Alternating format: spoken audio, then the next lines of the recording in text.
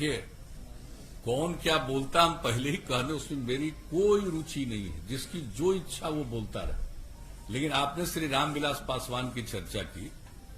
अब रामविलास पासवान जो अस्वस्थ हैं, हम सब लोग चाहते हैं कि वो स्वस्थ हों। हम लोगों का उनसे एक लगाव है, अब बहुत पुराना लगाव है। लेकिन आप जो पूछ रहे हैं हमसे, कि रामविलास पासवान जी अभी जो राज्यसभा में पहुंचे, तब बिना जेडीयू के मदद के पहुंचे। आप जरा बताइए तो, कै गो सीट है बिहार विधानसभा में? 2 है ना। तो बीजेपी ने और जेडीयू ने तो टिकट देकर के राज्यसभा पहुंचाया। तो ये सब बात जो कोई बोलता रहता है, हमको उसे क्या मतलब है? और आप जरा बता दीजिए कि जो पार्लियामेंट का चुनाव हुआ जिसमें 6 सीट मिली, तो कौन नहीं होगा? कितना बार मेरे साथ रामविलास पासवान जी गए? सुशील मोदी जी, हम और रामविलास पासवान जी कई जगह मीटिंग में गए हैं, जरा बताइए। तो हम लोग तो सब दिन से सहयोग करते रहे। आप कोई के मन में क्या बात है, इससे हमारा कोई लेना देना नहीं है। और उसका एक पक्ष जो कहा, उसके बारे में तो आप लोग बता देंगे।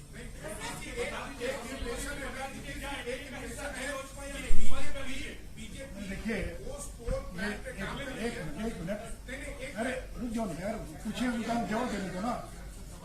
देखिए, डॉक्टर संजय जायसवाल जी ने बहुत स्पष्ट कर दिया है कि बिहार के अंदर एनडीए में वही रहेगा जो नीतीश जी को बिहार एनडीए का नेता स्वीकार करेगा। और इस चुनाव में भारतीय जनता पार्टी ने नीतीश कुमार जी को मुख्यमंत्री का उम्मीदवार घोषित किया है। कल सरकार निश्चित बनेगी तो मुख्यमंत्री भी नीतीश कुमार होंगे। इसलिए नीतीश कुमार को जो अपना नेता स्वीकार करके काम करेगा, वही एनडीए के अंदर बिहार के अंदर हिस्सा होगा। और रामविलास जी तो केंद्र में मंत्री हैं ही, और केंद्र में मंत्री अस्वस्थ हैं वो। और जैसा भी कहा डॉक्टर संजय जायसवाल जी ने कि अगर वो स्वस्थ होते तो शायद आज ये स्थिति पैदा नहीं होती। इसमें कोई इफ एंड बट का सवाल नहीं है। अब मैं मीडिया से भी आग्रह करूंगा, कोई कंफ्यूजन मत रखिए। ये ऐसा गठबंधन है और आज का संबंध नहीं है। 96 से लेकर आज तक बीच के कुछ 2-3 वर्षों के कार्यकाल को छोड़ दें, इतना लंबा अनुभव और कार्यकाल हम लोग का रहा है। तो कोई इफ एंड बट नहीं है। और कोई बीजेपी, जेडीयू और साथ में वीआईपी पार्टी और हम पार्टी, ये 4 दलों का गठबंधन है। और इसलिए आज ये भी आपको बताया गया है कि अगर आवश्यकता पड़ेगी तो चुनाव आयोग को हम लोग लिख कर देंगे। क्योंकि सूचना मिल रही है कि बहुत सारे निर्दलीय लोग भी, या अन्य जो इतने दर्जनों दल बने हैं बिहार में, वो हो सकता है कि कोई मुख्यमंत्री के फोटो का इस्तेमाल करे, कोई हो सकता है प्रधानमंत्री के फोटो का इस्तेमाल करे। तो हम लोग आवश्यकता पड़ेगी तो चुनाव आयोग को ये लिख कर देंगे कि ये जो 4 दल मिलकर चुनाव लड़ रहे हैं, यही लोग केवल प्रधानमंत्री के चित्र का इस्तेमाल कर सकते हैं। अगर अन्य कोई दल चित्र का इस्तेमाल करता है तो चुनाव आयोग को जो उनकी अपनी धाराएं, अपना कोड है, उसके अनुसार और वो कार्रवाई करने के लिए स्वतंत्र होगी।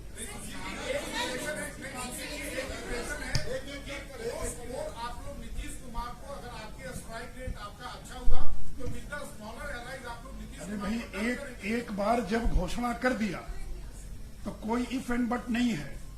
जितनी भी सीटें जिसको आए, नीतीश कुमार जी को 2 लगातार हमारे मुख्यमंत्री हैं, जब हम साथ में रहे हैं, आज भी मुख्यमंत्री हैं और आगे भी बिहार के इस गठबंधन के वही उम्मीदवार हैं और वही मुख्यमंत्री रहेंगे।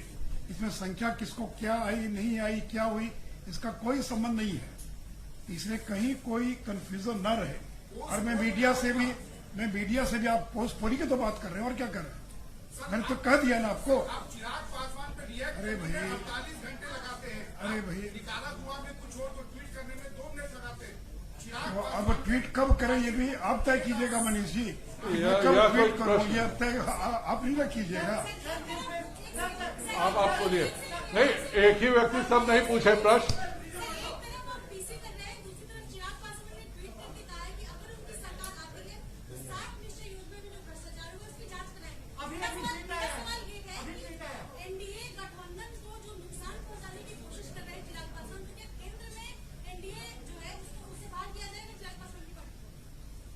मैंने तो कह दिया कि रामविलास जी केंद्र की सरकार में मंत्री हैं।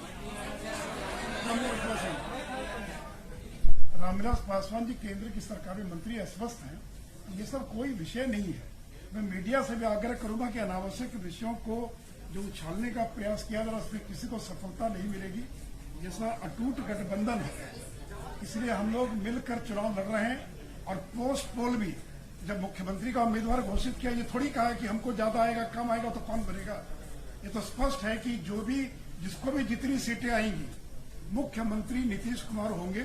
इसमें कोई इफ एंड बट नहीं है, कहीं कोई कंफ्यूजन नहीं। बोलिए। हाँ बोलिए। नहीं आप बोलिए। नहीं आप बोलिए। 10 लाख देगा राजद ने उसका करीब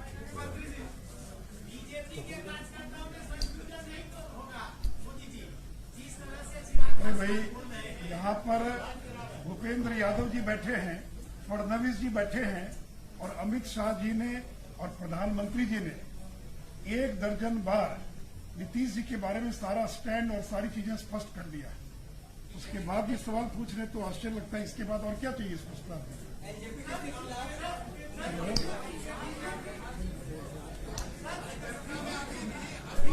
अब मैं अनुरोध करूंगा माननीय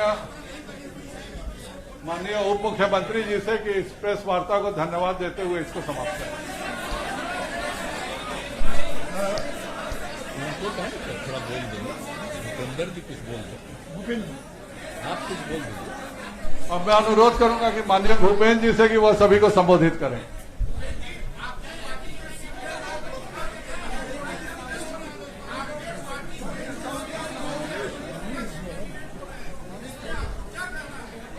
जो भी आदमी, जो भी व्यक्ति भारतीय जनता पार्टी के सिंबल के खिलाफ कहीं भी चुनाव लड़ता है, भारतीय जनता पार्टी के संविधान में व्यवस्था है, वो पार्टी का सदस्य नहीं रह जाता है। पार्टी पूरी तरीके से बिहार में एनडीए में नीतीश कुमार जी के नेतृत्व में चुनाव लड़ रही है।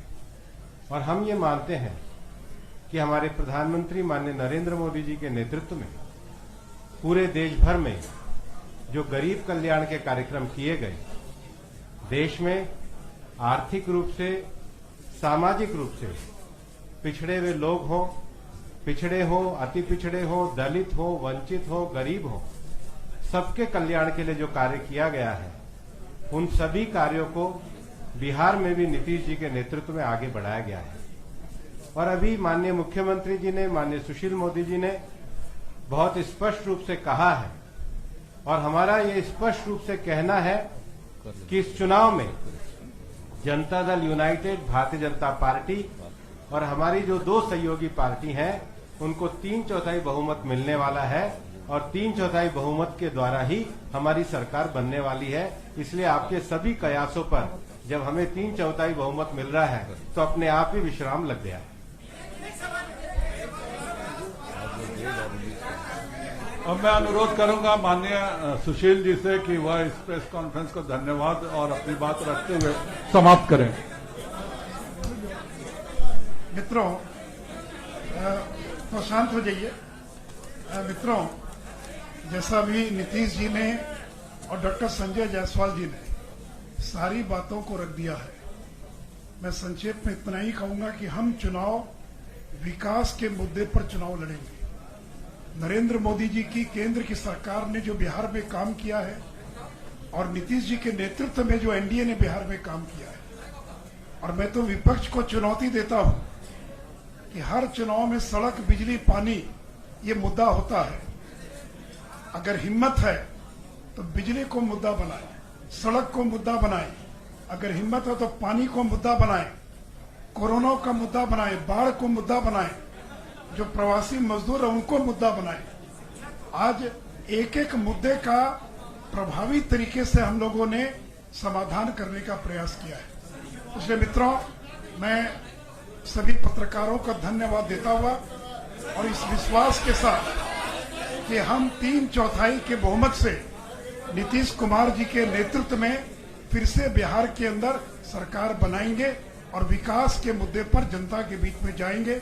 जय हिंद, जय भारत, धन्यवाद। सभी पत्रकारों को धन्यवाद।